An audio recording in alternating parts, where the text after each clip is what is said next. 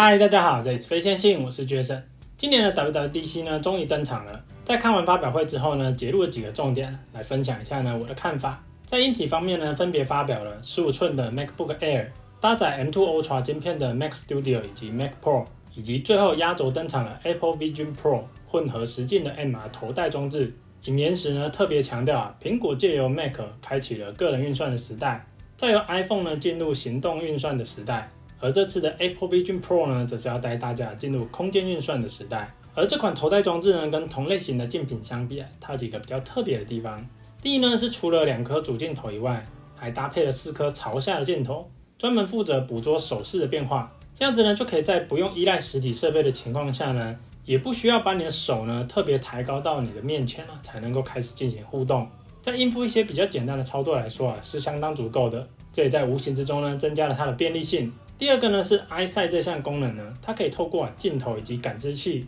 侦测周遭的变化，像是如果有人来找你讲话的话呢，目前的影像呢就会跳出沉浸式的体验，来强调这个跟你说话的人。再透过内部的摄影机呢拍摄你的眼睛，将它呈现在眼镜的萤幕上，让对方呢在沟通的时候看得到你的眼睛呢，可以有更自然的感觉。第三呢是 FaceTime 通话，为了避免呢大家都带着 Vision Pro 呢看起来就会很奇怪。因此呢，你可以先拿 Vision Pro 前面的 3D 相机呢，扫描自己的脸部。在视讯的过程中呢，别人就会看到你扫描过的脸部跟你现在的影像合成的结果。透过这样的方式呢，消除你脸部上面的 Vision Pro， 同样的呢，也能达到比较自然的对话效果。第四呢，是 Vision Pro 目前主打是个人使用。那在安全性部分呢，是透过 Optic ID 辨识瞳孔的部分来进行登录。只要完成登录之后呢，就可以串联你所有的 iCloud 服务以及 App。第五呢是将电池拆开设计，这样子呢就可以把电池的重量从头部转移出来，减少呢头部的负重感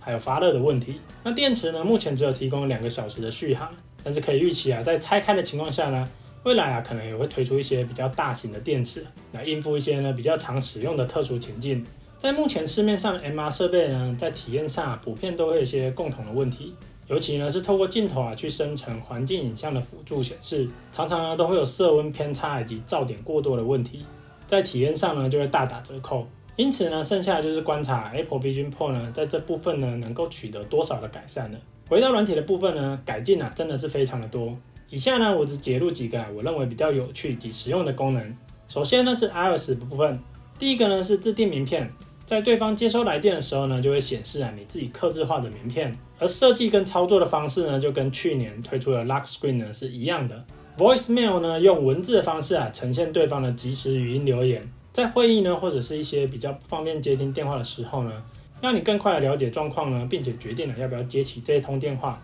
AirDrop 呢支援远距离继续用网络传输的功能，不用担心人如果离开东西还没有传完呢，那就会中断的问题。Standby 呢，让支援 AOD 的 iPhone 呢，在待机的时候可以用横向的方式呈现更多个人化的资讯。呼叫 Siri 的时候呢，不再需要先说出 Hey 了，改成呢只需要说出Siri 就可以了。而且呢，可以短时间内连续下达指令，不用像以前一样呢要一直呼叫 Siri， 真的很累。iPadOS 呢，这次也导入了锁定萤幕，并且对小工具做出了强化，可以更快的做出指定的操作及互动。Live Activity 即时动态。这项功能当初是给没有动态岛的 iPhone 看即时资讯使用的，那现在呢，它也登录 iPad 了。iPhone 及 iPad 呢，这次也增加用前镜头判断眼睛是不是太靠近萤幕的功能了。如果是的话呢，就会给出对应的提示。对小朋友来说呢，常常用的确脸呢都快要贴到萤幕了，这个功能呢就非常的实用。接下来是 macOS 的部分，小工具呢不再局限于在通知栏了，可以改到桌面上去显示。